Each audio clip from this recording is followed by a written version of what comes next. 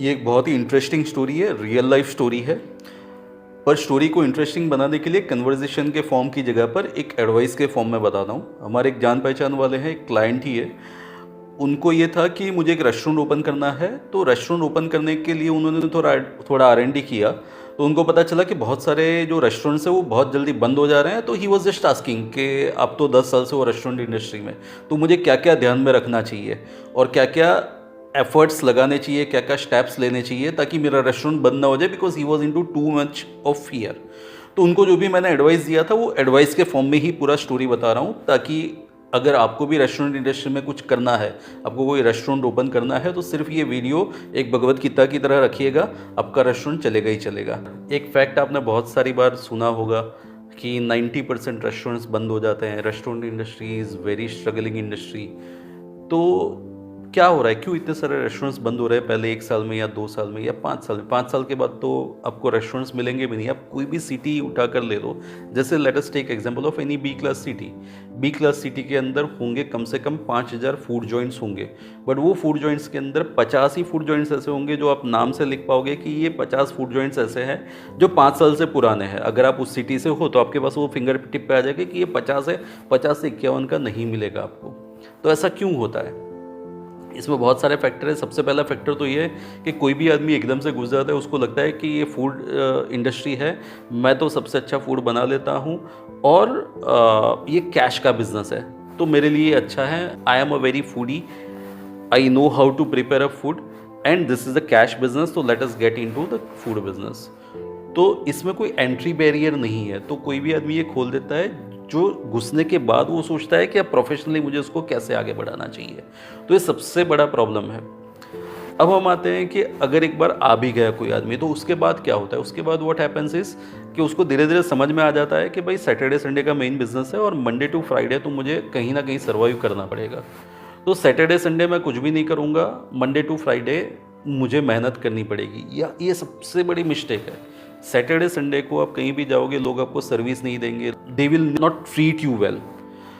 ऐसे जो रेस्टोरेंट्स हैं, जब कस्टमर के दिमाग में ये आ गया कि सैटरडे संडे को this people are not treating us well, he or she will not visit your restaurant in Monday to Friday. आपका सैटरडे संडे बहुत ही इंपॉर्टेंट है, आपको बहुत ही अच्छा सर्विस देना पड़ेगा किसी भी कस्टमर को सैटरडे संडे को, तब भी वो मंडे टू फ्राइडे में आएगा। अगर सैटरडे संडे में आपने उसको अच्छा सर्विस नहीं दिया, your brand name will come down.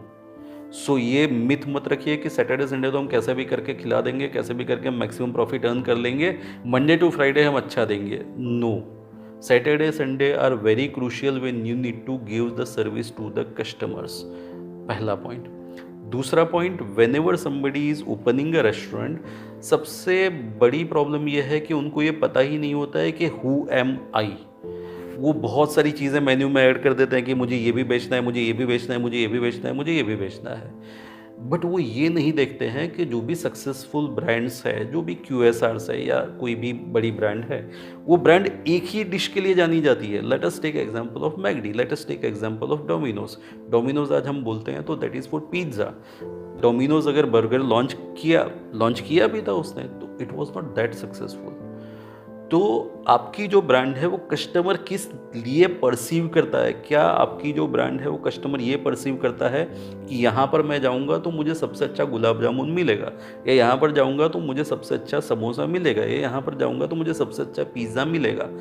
वो जिस दिन हो गया उस दिन आपका ब्रांड सक्सेसफुल होगा। जब तक ये नहीं हुआ, अगर आपने सारा खिचड़ा कर दिया कि मेरे पास तो 100 आइटम्स है और 100 में मेरी एक्सपर्टीज़ है, कस्टमर को पता है कि 100 चीज़ों में कोई कस्टमर, कोई भी रेस्टोरेंट एक्सपर्ट नहीं हो सकता। Everybody can be expert in to 1 or 2 dishes.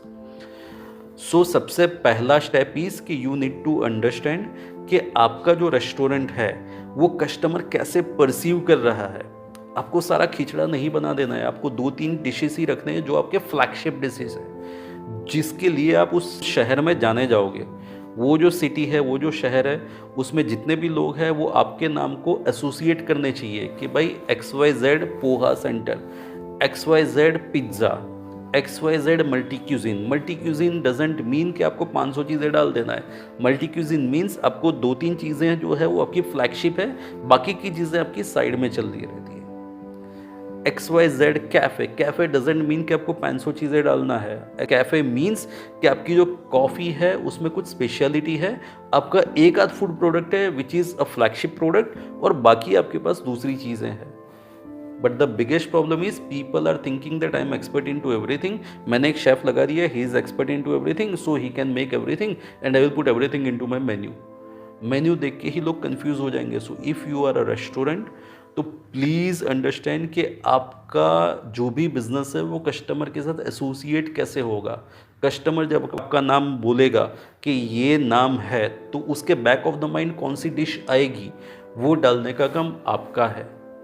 वो एज अ रेस्टोरेंट ओनर आपको पता होना चाहिए कि ये डिश है, वो डिश मेरी फ्लैगशिप डिश है और मेरा जो कस्टमर है वो मुझे इसी नाम से जानेगा। बहुत सारे रील्स देखते होंगे आप इंस्टाग्राम पे, वो ब्लॉगर जाते हैं, यहाँ का ये फेमस है, स्ट्रीट फूड में जाते हैं ना लोग, यहाँ का ये फेमस है, यहाँ का ये फेमस है, और वो देखोगे तो वहाँ पे गल्ला उनका अच्छा चलता रहता है, उनका कैश काउंटर अच्छा होता है। क्यों? क्योंकि they are selling only one thing और टू थिंग्स, और वही उनकी फ्लैगशिप प्रोडक्ट होती है, और कस्टमर को जब वो खाना होता है वो वहीं जाता है। तो as a restaurant owner also आपको वो पता होना चाहिए कि मेरा जो कस्टमर है वो मेरे पास कब आएगा, क्यों आएगा, कौन सी डिश के लिए आएगा, क्या प्राइस पॉइंट पर आएगा। It should be defined, it should be written on paper. ऐसा नहीं कि मेरे दिमाग में है कि मैंने ये कर दिया, ये अच्छा है, ये बुरा है, नहीं। It should be written on paper and it should be grasped well. आपको कभी नींद में भी उठा के कोई पूछे तो आपको पता होना चाहिए कि मेरे रेस्टोरेंट में ये चीज़ है, इसमें मेरी एक्सपर्टी है, और वो कस्टमर को भी पता है कि इस चीज़ में मेरी एक्सपर्टी है। तभी वो कस्टमर आपके पास आएगा, और तभी वो जो मैंने शुरुआत में बोला कि वो 50 नाम है उसमें आपका 51वां नाम जुड़ जाएगा, वरना नहीं जुड़ेगा। इसके बाद आता है एक सबसे इम्पॉर्टेंट पॉइंट, बहुत ही इंपॉर्टेंट पॉइंट है, प्लीज़ लिसन टू दिस। ये आपको कोई भी नहीं बताएगा, कोई भी रेस्टोरेंट कंसल्टेंट नहीं बताएगा, कोई भी आपका जो मास्टर शेफ होगा वो भी नहीं बताएगा, पर एक चीज़ मैं बता रहा हूँ वो ध्यान रखिएगा। आजकल ये चल रहा है ना कि प्रोसेस्ड फूड, फ्रोजन फूड, हर रेस्टोरेंट में जाओगे तो वो प्रोसेस्ड फूड में ही काम करेगा। But please understand, you are not in to trading business, you are in to the manufacturing business. Restaurant business में अगर आप आए हो तो restaurant industry is of manufacturing industry. Restaurant industry is not a trading industry. Trading के लिए ना food delivery apps है, क्विक कॉमर्स ऐप्स है, ये सब ट्रेडिंग बिजनेस है। उनका तो कुछ नहीं है ना, उन्होंने तो डिलीवर कर दिया, अगर टेस्ट खराब हुआ तो वो रेस्टोरेंट का खराब हुआ। बट आपका ब्रांड नेम एसोसिएट है, कहीं भी कोई भी टेस्ट में कुछ गलत हुआ तो किसका ब्रांड नेम खराब होगा? वो रेस्टोरेंट का ब्रांड नेम खराब होगा। So don't go in to that कि मैं तो कुछ भी बना दूंगा, प्रोसेस फूड बना दूंगा, फूड डिलीवरी ऐप और क्विक कॉमर्स ऐप पर डाल दूंगा, मेरा रेस्टोरेंट चलता जाएगा। नहीं चलेगा, क्योंकि क्विक कॉमर्स डिलीवरी ऐप जो है, फूड डिलीवरी ऐप जो है, वो सिर्फ और सिर्फ डिलीवर करते हैं। आदमी एक बार आपका ऑर्डर करेगा, ऐसे भी लोग हैं, मतलब कस्टमर्स आज की डेट में, पहले बोलते थे ना सैटरडे संडे के दिन के बाहर खाना खाते हैं, आज की डेट में ऐसे भी लोग हैं जो 24 घंटे बाहर से ही खाना मंगाते हैं। ऐसे भी घर है जहाँ पर चूल्हा जलता ही नहीं है, गैस जलता ही नहीं है। ऐसे घर है जहाँ पर सुबह का ब्रेकफास्ट बाहर से आता है, दोपहर का लंच बाहर से आता है, शाम का स्नैक्स बाहर से आता है, रात का डिनर बाहर से आता है। लोग घर में खाना बनाते ही नहीं है। तो when they are ordering food तो उनको पता होता है कि क्या डाला गया है उसके अंदर। So come out of that mindset of having that processed food और फ्रोज़न फूड, उसमें से बाहर निकलो, because you are a restaurant owner. Chef भी बोलेगा कि ये सब तैयार ले आओ, ये बना देंगे, पानी डाल देंगे। Don't go in to that. Again, I am saying restaurant industry is not a trading industry. Restaurant industry is a manufacturing industry. You are in the business of manufacturing food. You are not in the industry of trading the food. तो processed food और frozen food के अंदर से बाहर आओ, because when a customer comes to your restaurant he or she aspects कि आप कोई फूड जो है वो मैन्युफैक्चर कर रहे हैं, आपकी जो भी रेसिपीज़ है वो आपकी रेसिपीज़ है। लोग बोलते हैं ना कि आपको स्केल अप करना है तो बहुत सारी फ्रेंचाइजीज खोल दो, उन सबको आप प्रोसेस फूड भेज दो और वो लोग पानी डाल के उसको कस्टमर को खाना खिला देंगे। Don't go in to that. Give your recipes to your franchisees. अगर आप फ्रेंचाइजी ले रहे हो तो भी ये इंसिस्ट करो कि मुझे रेसिपी दो, don't give me processed food, क्योंकि आप कहीं ना कहीं आपके कस्टमर को हार्म कर रहे हो। और कस्टमर को तो आज की डेट में सब कुछ पता है, आपको जितना पता होगा उससे ज़्यादा कस्टमर को पता है। कस्टमर जैसे ही एक बाइट लेगा उसको पता चल जाएगा कि इसके अंदर क्या डाला हुआ है। सो आज की डेट में आप कस्टमर को कुछ भी घुमा नहीं सकते हो। You need to be very very effective. You need to be understanding. You need to understand that you are into the manufacturing industry. और आप जो भी खाना बना रहे हो उसके साथ आपका ब्रांड नेम जुड़ा है, कोई भी ऐप का ब्रांड नेम नहीं जुड़ा है, कोई भी शेफ का ब्रांड नेम नहीं जुड़ा हुआ है। Your restaurant is your baby. So अगर आपको रेस्टोरेंट इंडस्ट्री में आना है तो come out of that mindset कि मैंने कुछ छोटा मोटा ये प्रोसेस्ड फूड ले लिया, उसमें पानी डाल दिया, कस्टमर का फूड डिलीवरी ऐप से ऑर्डर आएगा, मैंने वो क्लाउड किचन बना दिया और वो डिलीवर कर दूंगा, उससे मेरा ब्रेक इवन आ जाएगा, जो भी डाइनिंग का ऑर्डर आएगा वो मेरा प्रॉफिट रहेगा। ऐसा नहीं है, क्योंकि इस तरह से आप शॉर्ट टर्म गेन करोगे, बट लॉन्ग टर्म में अगर आपको बड़ा बिजनेस एम्पायर खड़ा करना है इन द रेस्टोरेंट इंडस्ट्री तो this is not the way. इस वजह से आपकी ब्रांड मर जाएगी, आपकी ब्रांड कुछ बनेगी ही नहीं। आपको अगर रेस्टोरेंट खोलना है, सस्टेनेबल रेस्टोरेंट खोलना है, तो please understand, again I am saying कि you are into manufacturing of food, you are not in the trading of food. इसके बाद इसके अंदर सिस्टम्स लगाइए, जैसे रेड रेस्ट्रो है, रेड रेस्ट्रो आपके रेस्टोरेंट में लगा दीजिए, पूरा सॉफ्टवेयर से पूरा मैनेज हो जाएगा। अगर आपको रेस्टोरेंट इंडस्ट्री के साथ कनेक्ट होता है, रेस्ट्रो वर्ल्ड पे चले जाइए, रेस्ट्रो वर्ल्ड पे बहुत सारे रेस्टोरेंट्स कनेक्टेड है, इंटरनेशनली टोटल 1 लाख से ज़्यादा रेस्टोरेंट्स कनेक्टेड है, उनके साथ आप कनेक्ट कर सकते हो, पूरा फ्री सिस्टम है।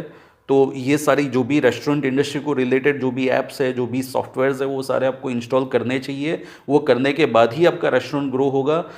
लास्ट में मैं फिर से बोल रहा हूँ, please understand your customer is king, your customer knows everything, customer knows better than you. तो आप तो क्योंकि आपके रेस्टोरेंट में एक आध बार खाना खाओगे ना, जो कस्टमर है वो तो हर रेस्टोरेंट का सारी चीज़ें टेस्ट कर चुका है, उसको सब कुछ पता है कि आपके अंदर क्या हुआ। तो बॉटम लाइन 2 है अगर आपको रेस्टोरेंट इंडस्ट्री में आना है। पहला, कस्टमर को सब पता है, आप कुछ भी उसके साथ खिलवाड़ नहीं कर सकते हैं। दूसरा चीज़, you need to have systems and processes of manufacturing the food. अगर ये 2 आपने कर लिया तो जैसे मैंने पहले बोला था वीडियो की शुरुआत में कि 5,000 में जो 85 रेस्टोरेंट होते हैं, आपका 51वां रेस्टोरेंट जुड़ जाएगा उसके अंदर, सालों साल आपका रेस्टोरेंट चलता रहेगा। So all the best, thank you. Sir, ये रही आपकी चिकन बिरयानी और ये रहा आपका पनीर टिक्का। क्या इस विमान से मैंने तुमसे क्या मंगवाया था? कौन सा पनीर टिक्का? मेरी बिरयानी किधर है? आपके रेस्टोरेंट के मुगलाई का स्वाद तो सबसे बेहतरीन है, पर ऑर्डर्स में गड़बड़ी की वजह से ग्राहक खुश नहीं है। अब समय आ गया है अपने ऑर्डर मैनेजमेंट को अपग्रेड कराने का।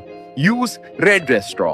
अब ऑर्डर मैनेज करना हुआ आसान सिर्फ रेड रेस्ट्रॉ के ऑटो ऑर्डर मैनेजमेंट सिस्टम से। Happy customer, happy business. मेरे पास जगह है, लेकिन शेफ, स्टाफ, इक्विपमेंट कहाँ से लाऊं? बिना स्टाफ और इक्विपमेंट के ये कैसे चलाऊं? हो, लगता है तुम्हें थोड़ी मदद चाहिए।